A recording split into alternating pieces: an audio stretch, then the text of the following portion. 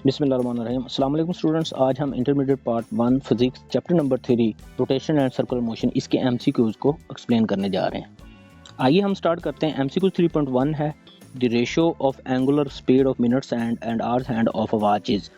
इस एमसीक्यूज में वो पूछ रहा है कि एक वॉच है जिसके मिनट्स हैंड और आवर्स हैंड की सुइयों की जो एंगुलर स्पीड है उसकी रेशो क्या होगी। ऑप्शन ए है 1:6, ऑप्शन बी है 6:1, ऑप्शन सी है 1:12 एंड ऑप्शन डी है 12:1। तो इसका करेक्ट ऑप्शन है डी 12:1। आइए हम इसको एक्सप्लेन करके देखते हैं। As we know that angular speed is equal to theta by time.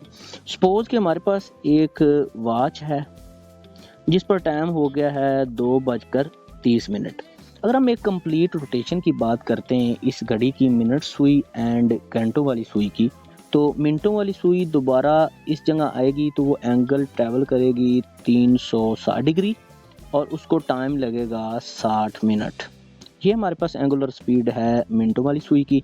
अगर हम बात करते हैं घंटों वाली सुई की, तो घंटों वाली सुई जब एक कंप्लीट रोटेशन करके दोबारा 2 पे आएगी तो उसको टोटल 12 आवर्स टाइम लगेगा और जो एंगल एक कंप्लीट रोटेशन में ट्रैवल करेगी वो होगा 360 degree. So according to formula हम 360 डिग्री को डिवाइड करेंगे 12 आवर पे, तो ये हमारे पास स्पीड बनेगी घंटों वाली सुई की। इन दोनों की हमने रेशो कैलकुलेट करनी है, तो हम क्या करेंगे, मिनटों वाली सुई की एंगुलर स्पीड को डिवाइड कर देंगे घंटों वाली सुई की स्पीड से।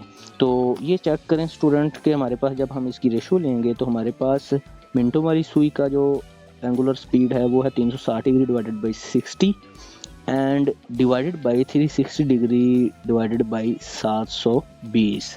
ये हमारे पास जो 12 आर है ना, इसको हमने मिनट में कन्वर्ट किया इसलिए हमारे पास ये 720 है। जब अब इन दोनों को कैलकुलेट करेंगे तो हमारे पास जो रेशो आएगी वो 12:1 आएगी। So correct option is D 12:1। Next MCQ है हमारे पास 3.2 a body travelling in a circle at constant speed. एक बॉडी जो है वो सर्कल में कौन सी स्पीड के साथ ट्रैवल कर रही है। Option A has constant velocity, क्या वो कांस्टेंट वेलोसिटी रखती है। Option B has an inward radial acceleration, तो क्या वो इनवर्ड रेडियल एक्सेलरेशन रखती है। Option C is not accelerated, क्या वो एक्सेलरेट नहीं कर रही है। Option D has an outward radial acceleration, तो क्या वो आउटवर्ड रेडियल एक्सेलरेशन रखती है। तो इसका करेक्ट ऑप्शन है B has an inward radial acceleration. Student आइए इसकी एक्सप्लेन करते हैं। एज वी नो दैट कि जब कोई बॉडी सर्कल में मूव करती है तो उसको सर्कल में मूव करवाने के लिए या सर्कल में मूव करवाने पर मजबूर करने के लिए जो फोर्स होती है वो सेंटीपिटल फोर्स होती है। सेंटीपिटल फोर्स की वजह से हमारे पास एक सेंटीपिटल एक्सेलरेशन प्रोड्यूस होता है। सो हमारे पास सर्कल में मूव करते हुए बॉडी की सेंटीपिटल फोर्स की डायरेक्शन एंड सेंटीपिटल एक्सेलरेशन की डायरेक्शन जो है वो टूवर्ड्स द सेंटर होती है। सो हमारे पास जो करेक्ट ऑप्शन है वो बी है, has an inward radial acceleration. MCQ 3.3 a stone at the end of a long string is wheeled in a vertical circle at constant speed. The tension in the string is minimum when the stone is. इस MCQ में student वो हमसे ये पूछने जा रहा है कि एक लंबी रस्सी के साथ एक पत्थर को बांधा गया है और उस पत्थर को कांस्टेंट स्पीड के साथ एक सर्कल में मूव करवाया जा रहा है। तो जब पत्थर कांस्टेंट स्पीड के साथ सर्कल में मूव कर रहा है तो सर्कल में मूव करते हुए जो रस्सी की टेंशन है वो सबसे कम किस पोजीशन पे होगी। Option A at the top of a circle, circle के टॉप पर। Option B halfway down, it means that के मिड में। Option C at the bottom of a circle, circle के बॉटम पर। And option D anywhere in the circle, circle में किसी भी position पे टेंशन जो है वो मिनिमम होगी। इन चारों ऑप्शन में से कौन सा ऑप्शन जो है वो करेक्ट है। So according to our MCQs correct option is A at the top of a circle. आइए इसको एक्सप्लेन करके हम देखते हैं। स्टूडेंट जब हम किसी रस्सी के साथ किसी पत्थर को बांध के सर्कल में मूव करवाते हैं ना, तो वो जो पत्थर होता है ना वो सर्कल में मूव करता है डोरी की टेंशन की वजह से।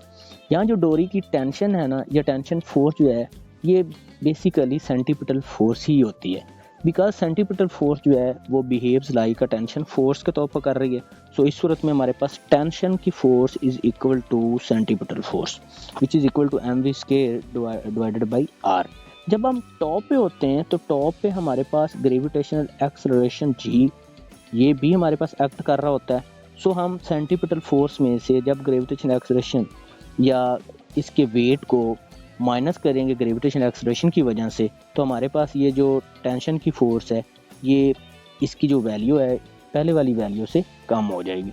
सो हमारे पास सर्कल में एट द टॉप पे जो टेंशन होगी वो मिनिमम होगी। MCQ 3.4 every point of a rotating rigid body has.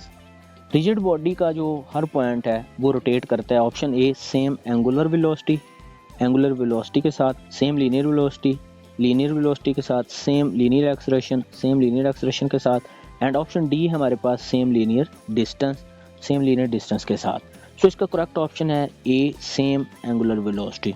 Student इसकी एक्सप्लेनेशन को हम इस तरह से कर सकते हैं कि हमारे पास जो रिजिड बॉडी होती है ना, जब हम उस पर एक्सटर्नल फोर्स लगाते हैं तो उसके पार्टिकल के दरमियान जो डिस्टेंस होता है वो कांस्टेंट रहता है।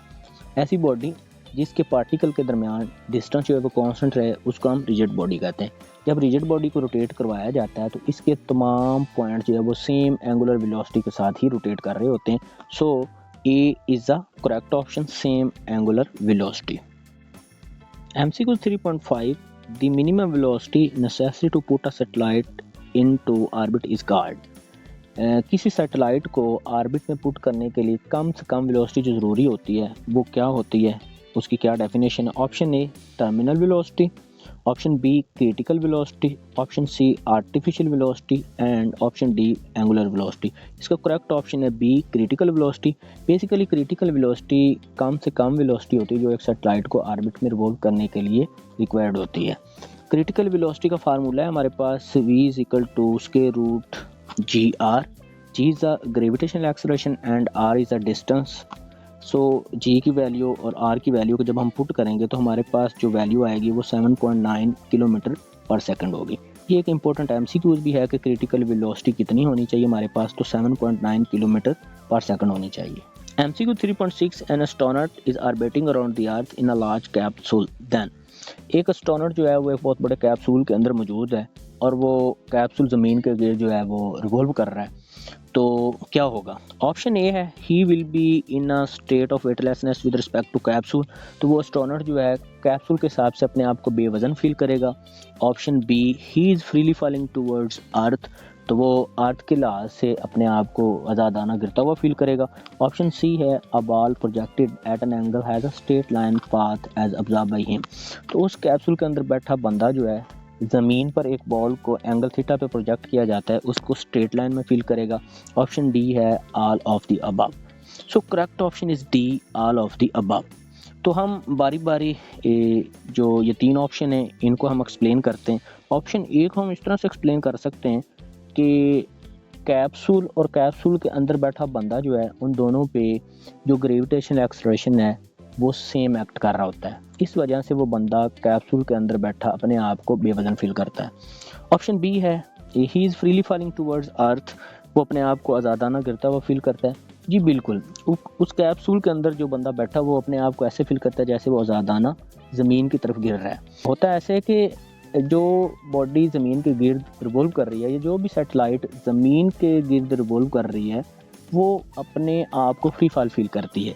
ऐसा नहीं है कि उस पर ग्रेविटेशन फोर्स एक्ट नहीं करती है, उस पर ग्रेविटेशन फोर्स एक्ट करती है, बट उस बॉडी की हॉरिजॉन्टल स्पीड इतनी ज़्यादा होती है कि वो ज़मीन पर टकराती नहीं है, बल्कि वो ऐसे फील करती है जैसे वो आज़ादाना गिर रही है। ऑप्शन सी है हमारे पास। ऑप्शन सी को इस तरह से हम अंडरस्टैंड कर सकते हैं कि हमारे पास सपोज पास ज़मीन है, उस ज़मीन से हमने बॉल को प्रोजेक्ट या हिट किया है और वो प्रोजेक्टाइल बनाती हुई ज़मीन पे आ गिरी है एक ख़ास एंगल जो है इसके तहत। स्टूडेंट देखें ये इस बॉल की जो मोशन है वो प्रोजेक्टाइल मोशन है। ये प्रोजेक्टाइल मोशन क्यों है? ग्रेविटेशन इफ़ेक्ट की वजह से। अब जो बंदा कैप्सूल के अंदर बैठा हुआ है और वो बजाते खुद कैप्सूल, और ये जो बॉल है इस पे ग्रेविटी का कोई फैक्टर नहीं है according to astronaut. So that is why उसको ज़मीन पर ये जो बॉल है वो स्ट्रेट लाइन में फील होगी।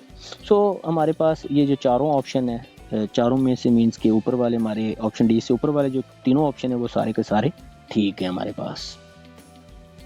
MCQ 3.7 an object in a uniform circular motion makes 10 revolution in 2 second. एक ऑब्जेक्ट जो है वो यूनिफॉर्म सर्कुलर मोशन में है और वो 2 सेकंड में 10 चक्कर मुकम्मल करता है। Which of the following statement is true? इन चार ऑप्शन में से कौन सी स्टेटमेंट ट्रू है? ऑप्शन ए है its period is 2 second, option B its period is 20 second, Option C, its frequency is 5 Hz. Option D, its frequency is 2 Hz. So correct option is C, its frequency is 5 Hz. So according to formula, frequency is equal to number of revolution per unit time. Number of revolution हमारे पास 10 है और time जो है वो 2 है. जब हम 10 को 2 से डिवाइड करेंगे तो हमारे पास आंसर जो है वो 5 आएगा. So correct option is C.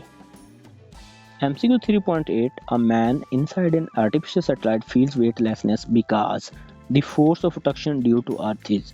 एक बंदा जो है वो आर्टिफिशियल सैटेलाइट के अंदर खुद को बेवजन फील करता है क्योंकि फोर्स ऑफ अट्रैक्शन ज़मीन की वजह से होगी. ऑप्शन ए 0 एट पोल, पोल पे 0 होगी. Option B balance by force of attraction due to moon, चांद की फोर्स ऑफ अट्रैक्शन की वजह से बैलेंस होगी. ऑप्शन सी हमारे पास equal to centripetal force and option D है non effective due to some design of satellite. So इसका करेक्ट ऑप्शन है C, equal to centripetal force. देखें जो आर्टिफिशियल सैटेलाइट के अंदर बैठा बंदा है वो अपने आप को बेवजन फील करता है बिकॉज हमारे पास उसका वेट एंड सेंटीपिटल फोर्स दोनों इक्वल होते हैं. In other words gravitational force and centripetal force दोनों इक्वल होते हैं. सो इसलिए वो अपेरेंटली अपने आप को वेटलेस फील करता है.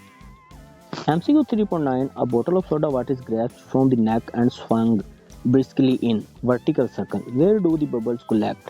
स्टूडेंट इस MCQ में वो कह रहा है कि एक सोडा वाटर की बोतल को आपने हाथ में पकड़ा हुआ है और आप उसको वर्टिकल सर्कल में तेज़ी से मूव करवा रहे हैं. तो where do the bubbles collect, उसमें बनने वाले जो बबल्स हैं वो कहाँ पे कलेक्ट होंगे. Option A near the bottom पर. Option B in the middle of the बोतल के दरमियान में. Option C bubbles remain distributed throughout, bubble जो है वो पूरी बोतल के अंदर जगह जगह मौजूद होंगे. Option D near the neck of the बोतल, तो बोतल के नेक या ऊपर वाला जो पैंदा होता है उस पर कलेक्ट होंगे. Correct option is D near the neck of the बोतल. इसका ऑप्शन डी जो है वो करेक्ट है. आइए इसको हम एक्सप्लेन करके देखते हैं. स्टूडेंट जब आप सोडा वाटर की बोतल को मिड से पकड़ के सर्कल में मूव करवाएंगे तो स्टूडेंट आप नोट करेंगे इस पे दो फोर्स एक्ट कर रही होंगी. एक सेंटीपिटल फोर्स होगी जो कि उन बबल्स को सर्कल में मूव करवाने पे मजबूर करेगी और एक सेंट्रीफ्यूगल फोर्स होगी. स्टूडेंट होता क्या है कि आपके पास जो बबल्स है ना उनकी डेंसिटी उस बोतल में मौजूद जो दूसरा लिक्विड है उसकी डेंसिटी से कम होती है, इसलिए आपके पास सेंट्रीपिटल फोर्स का जो इफेक्ट है इन बबल्स पे कम होगा. सो that is Y centrifugal force की वजह से वो वाले बबल्स जो हैं वो नेक पे जमा होने शुरू हो जाएंगे. सो that is why option D जो है ये करेक्ट ऑप्शन है. MCQ 3.10, the moment of inertia of a body depends upon. Option A mass of body and its distribution about axis. Option B volume of body. Option C kinetic energy of a body. Option D angular momentum of the body. So इसका correct option है A mass of body and its distribution about axis. So student हम जानते हैं कि moment of inertia का formula है I is equal to mr square. M is a mass and R square जो है आपके पास डिस्टेंस है from axis of rotation. So आपके पास मोमेंट ऑफ इनर्शिया जो है वो मैस पे एंड डिस्टेंस फ्रॉम एक्सिस पे डिपेंड करता है. अब स्टूडेंट वो MCQ जो अकॉर्डिंग टू ALP हमारे सिलेबस का हिस्सा नहीं है वो नोट कर लें. MCQs 6, MCQs 8 एंड MCQs 9, ये 3 MCQs हमारे सिलेबस का हिस्सा नहीं है. सो स्टूडेंट आपको अकॉर्डिंग टू ALP इन MCQs को करने की ज़रूरत नहीं है, बट इनको एक दफ़ा लाजमी देख लीजिएगा. स्टूडेंट अगर आपको हमारा लेक्चर पसंद आया है तो आप हमारे चैनल को लाइक एंड सब्सक्राइब कर लें. Thank you so much.